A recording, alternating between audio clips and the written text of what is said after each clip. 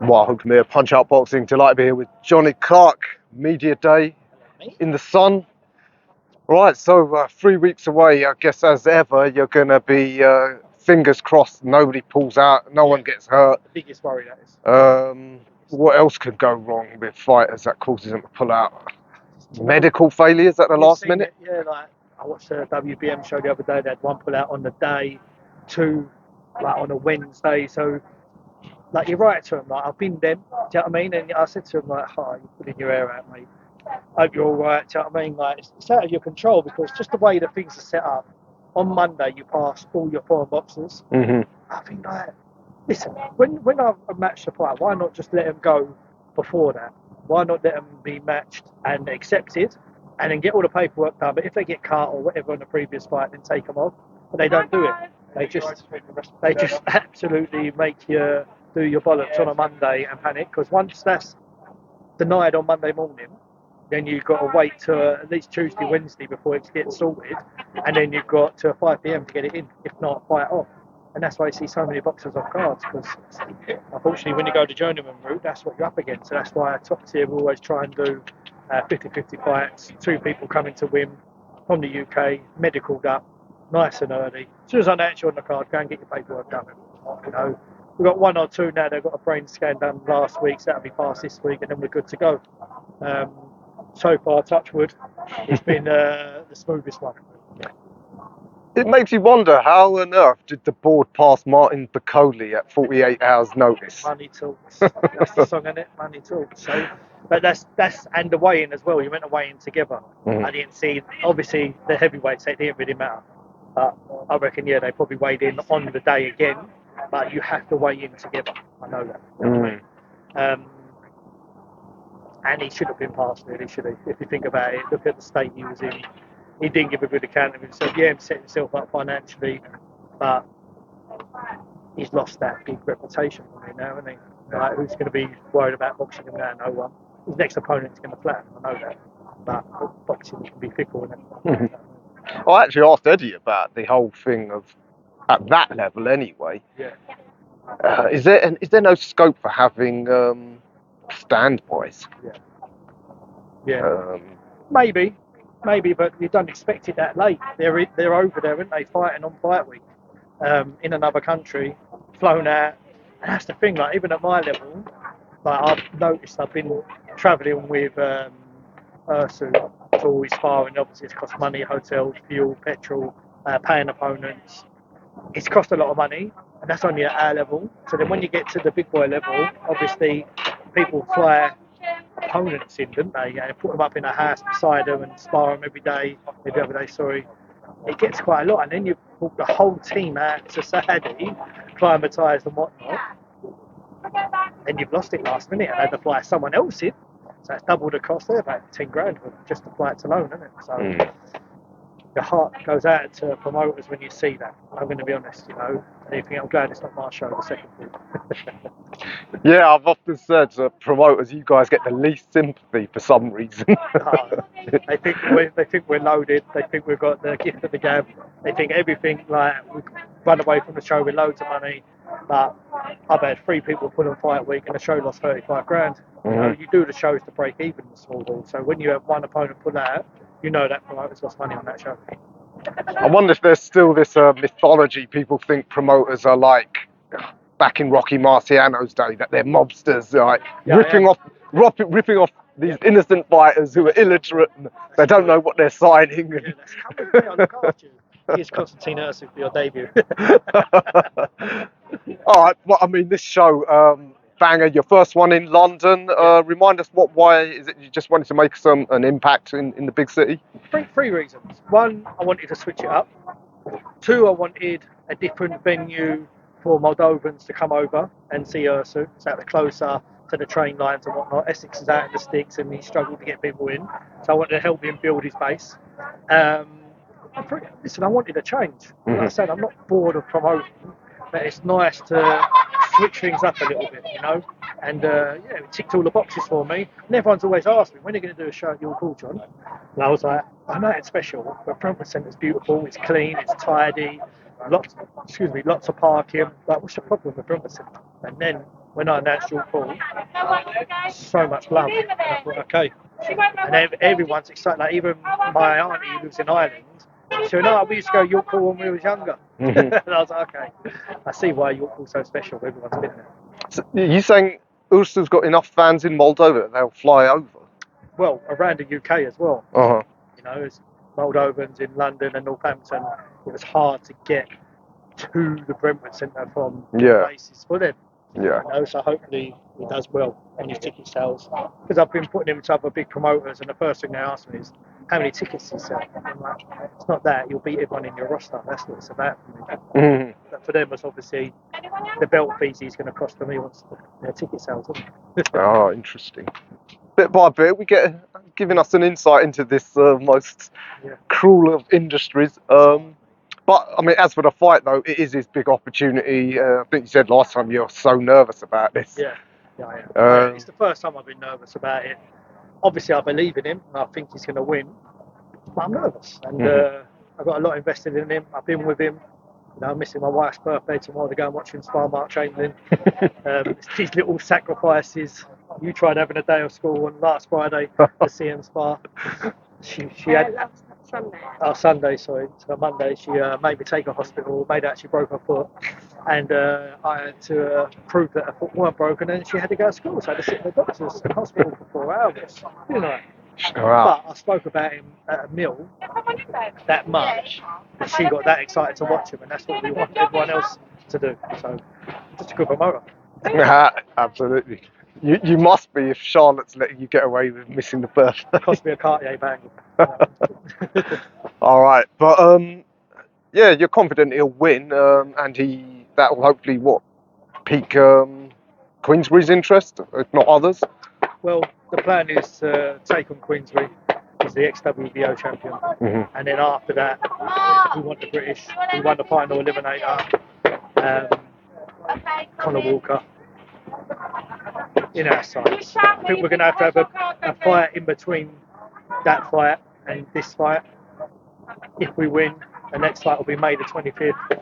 And then from there, hopefully after that, will be Conor Walker. But I believe Conor Walker will fight maybe late May, June time. So we wanted a fight just to keep busy, keep relevant in between them, and then we'll go on. As for the other fights on the card, you've got a couple of big names. Kevin Jarko. Yeah, I mean, it's great for you. It's a bit of an odd one, though. He's still world ranked. Exactly. And this is a good lesson for every boxer on this show. You will hopefully get to his level, and you might fall out of flavour. So swallow your pride, put your ego to a side, drop down a level, smash up someone and get back up to the top level.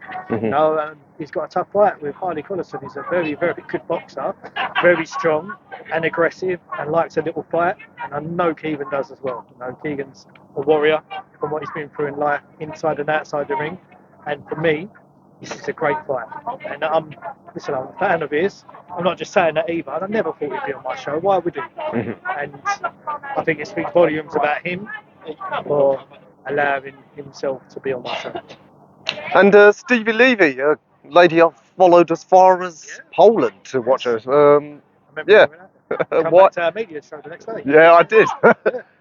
Yeah, what brings her down to London? Is it, again, just staying busy? Staying busy, wants a good show to do it on, live on DAZN, and again, a good female name. And other females on the card can look up to her, see what she's doing, see how she handles her media, and follow her footsteps. That's the aim, you know.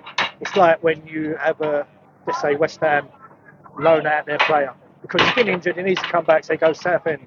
He goes and play there, but he's the first on the training pitch, last one to leave. He's dieting, he's eating right, he's doing his media, not acting like a bellend on social media, ticking all the boxes. Then everyone around him will see, like, that's how I need to be to go and play for West Ham. And I think that's how Keegan and Stevie are teaching other boxers on my show. Yeah, indeed, can only benefit all round. And some great prospects there. Spoke to Danny. Danny Foreman, I think the classiest boxer I've had on. Put him up there with, out of every boxer I've had on. I like his skill set, like his movement, and I've always wanted him back on, but I like to keep it fresh. And I want them to go and taste other promotions as well, so you can see what's good and what's not, and what's right and what's wrong as well. So he's been on Wasserman, he's been on all the other small halls, and he's come back and he says, like, he's my favourite. And I do want that for the boxers, You know what I mean? But they're not signed to me, so I like to keep it fresh and have more eyes on the show by having different gyms and different people coming on. So I'd like him on more, and I'd like to put him on the stake. You know what I mean? I think he has to stop Adam because everyone around him is calling him pillow fists. Okay. Yeah, you'll need to. He ain't here, so I can say. Daniel, yeah, he's one of the those crop of hidden talents that Leon uncovered over in Germany. Yeah, listen, it's great to have him back on. Him and Laura, injured on their last show. So you want to kind of help them and bring them back through. And then on this one, where it was so close to the last one, they could rest up for a couple of weeks and then come on here. Pointless them wasting camps and that, they put a lot of money into it. So I wanted to help them out, keep them on. And I think Daniel will do well. He's sparring in a Peacock, learning a lot in there, sparring a lot of different weights, and he's a good kid. He's a genuinely nice fella, man of God. Comes over here and he's learning about the pro game, and I think he's a bit special as well. Yeah. Well, you've got a good eye for that with URSU and Amancio. Big ticket seller, and he does it the old school way. Do you know what I mean? Like, you get his haircut, he'll sell you a ticket, and he'll do a video in the shop promoting, and he'll put his poster up in your shop. 10 out of 10, mate. Everyone in there, like I said, you've got to look at people and learn from them and their experiences and use it in your boxing career. Danny Pullman does a great ticket, and he starts doing things like that. You could do maybe 10 to 100 more. And that's a title that you could go out and fight for now because you've sold enough tickets. Little things. And I really hope that people are noticing this when they're watching the shows. I should be more like him. You know what I mean? And listen, don't talk much English, does he? You know what I mean? He don't talk much English. He ain't going to be great on the media, but what he can do in his surroundings, you know what I mean? He's pushing him on to sell more tickets, so it's good. Yeah. And Laura, God, the girl's got a lot of patience waiting for that title op. Most people are world champion by a record, didn't they? Do you know what I mean? So, yeah, I think she'll go all the way. She'll go all the way. She sells a good ticket. She's got good sponsors. She ticks all the small hall boxes. It's time for her to move on. It is time for her to move on. Get this win out of the way. Stop flying people over the fighter. And just go out there and say who wants it. Or just go for the champion.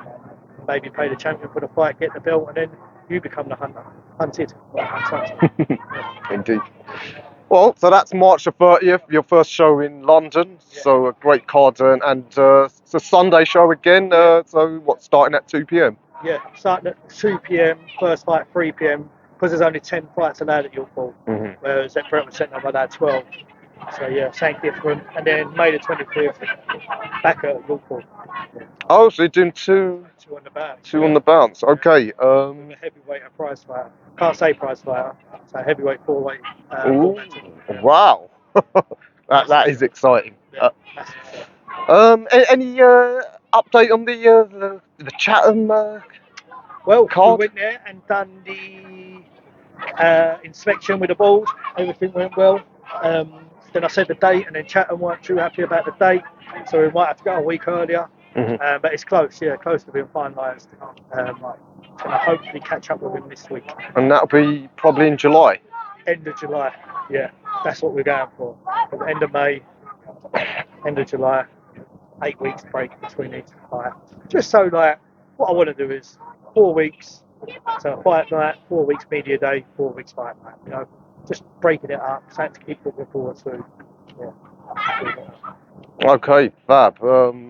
Poor Rob, that Southern Area title won't be available. I was there in Harrow, and Hussein and Arnold duked out to a draw. Yeah. I actually mentioned it to Hussein that Rob Caswell had you in his sights, but you got another title available for him? Probably get in an eliminator for something bigger. But it's just something we're going to have to try and work out. It's hard. There's so many things change in boxing. I see the Silver Commonwealth Super Welter was a draw again last night. They fought twice, and both of them been a draw. So it's tough. But I'm sure something will come on the line for it, and like this hometown, can do a massive ticket. So we'll give it a good go for them. If not, we'll just have to try and persuade someone. Do you still have in mind to maybe approach Queensbury about some of their Kent-based I heard guys? they're doing a show in Maidstone now. Yeah. Oh, really? Opened with a big mouth, and then they followed. Copycats. Yeah.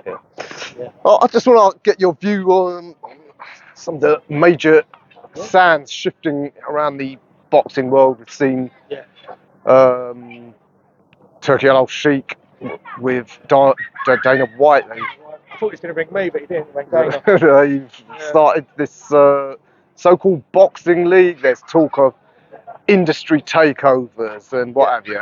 How do you assess it all? I don't see it as a problem. More the merrier.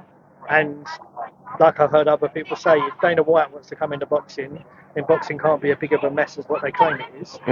Why would you want to come in it if it was a mess? Stay in your own lane. So, yeah, I think it's good. Like this one champion thing, like it's great because really having 6 champions in one division sounds a bit weird. I do like the UFC model. Like I've always said, you're coming on my show, I'd like 2 debuts to fight each other. Why not? Cut the journey and that. Like, I love that side of it. But if you think Eddie Hearn and Frank Warren are going to go missing, I think you're going to be dreaming. Because think about it, if they're starting a boxing league, all right, who's going to box in your boxing league? None of Queensbury matchroom fighters then? Is that what you're saying? And if you do build your own stable, you're going to need Queensbury and matchroom to come in and box your home fighters anyway, to be in your league. So, I don't see it as going to be an issue for Eddie and Frank. No way. So they're essentially, this is nothing really new. It's just another big player putting a lot of money in to try and make waves. The ring belt, do you think it'll be the ring belt that's going to be the one they fight for? Maybe. I think that's the route he was going down. He bought Ring magazine, didn't he? So maybe that's the route. And I'm eager to see who's going to be in it, because I don't know if you can be signed by anyone and be in it, can you? So it's going to be strange. But it's going to be good to watch, and I think it will improve everyone else as well, because Eddie Hearn's going to want to put on better shows than what they're doing. I'm going to want to put on good shows. If when you see like this, to say TM14 and Nielsen, they do the promoters collide. Like they're best shows. Do you know what I mean? I love them. You know what I mean? And I think, well, I can do that, but John versus John, top tier versus top tier. I don't want to go against someone else, And I think it pushes you when you get someone else coming in. It pushes you to do better, and you do. You say you're not in competition with them. It is me be me, but when I see a good show, I want to beat that show. I want to beat my last show. That's how you think every time. When you put out that poster, you want people to say, "Cool, he's done well there," and that's the aim of the game. So Dana White will definitely get the best out of Eddie Hearn for UK fights. And I don't know if you've followed what's going on social media. There seems to be some sort of a spat between the WBC and the ring. Was that real, was it? I didn't know if it was real or not, because it looked like it was AI talking on the bottom video. I did see him push off the Abdul sent you to send me because they pushed away the WBC belt, but I'm not sure if that was real. I didn't think it was real. No, well, I mean, I thought that WBC are doing a tournament now, don't they? Yeah, with the so-called Grand Prix. So I don't know. It's well, it'll be interesting to see how it plays out. I mean, what's your view though on this whole Saudi attempts to get into boxing and change it? I mean, you've been over there. Money talks, doesn't it? Like money talks, but at the end of the day, like, what's Saudi going to do for small ball boxing, or what's Saudi going to do for the British title? Not much, is it? It's just for the world title fights and making. That would have been nice for like Joshua and Wilder to fight when they was at their peak, and Joshua and Fury to fight when they was at their peak. If it sorts that, then great. But it cost me like £6,000 to go and watch a show out there last time, so you can't really do much for like the casual boxing fan who can't afford to do that, who just wants to sit in the gods and watch it for 30 quid and maybe a train or a taxi there and back to like London. So it ain't really doing much. You know what I mean? But it's doing something because you can watch it, and he's capped it to £20. I understand all that, but for me, it's a bit. it's just a power play. I understand what he's doing, but it won't. British boxing will never be ruined by what they're doing. There's always going to be a market for us. Yeah, absolutely. But even at the top level, I asked Eddie about it. I guess he has to bite his tongue because he's still, he's still working with them. But I mean, I can't see. I mean, I thought that these are lost leader events because they're losing money on their events. I mean, you don't get huge numbers of Brits travelling out there. No. It's still a dry country. I mean, how is it? I mean, can it be a mass destination? I can't see it. They'll have to come over here, like they're doing with Ben Eubank and they've done with AJ and Dubois, wasn't it? So they'd have to do shows over here. That'll be it. Like, it's too expensive to go out there. It's too expensive. Like the flights, the hotels. Like I was in the hotel, and then I went to book for the Bivol fight. That was like 2 months later, and it was coming up. Yeah, Danny Ballman's shit. Then I went to book for 2 weeks later, just to do 2 months later for 1 week. I got $4,500. So I'm not coming. I watch it indoors, 20 quid.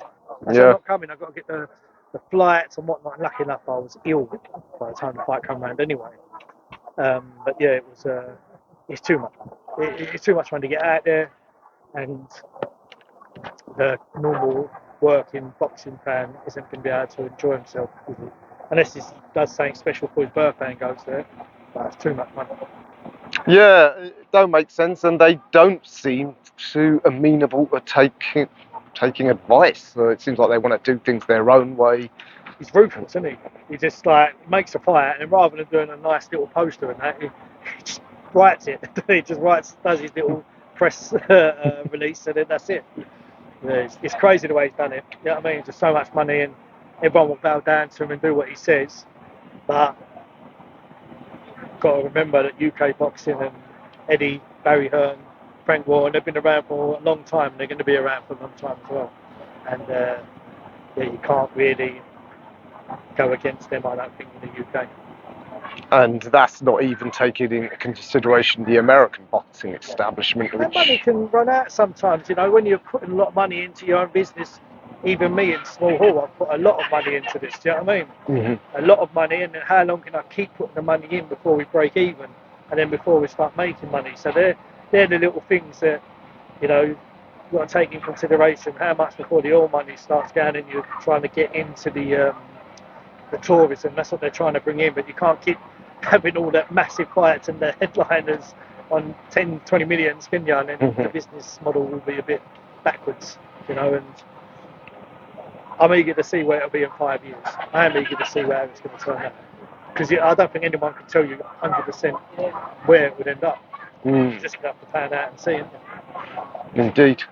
Well, one thing we know about this industry, nobody's ever been able to control it. No one. And you can have all this money and whatnot, but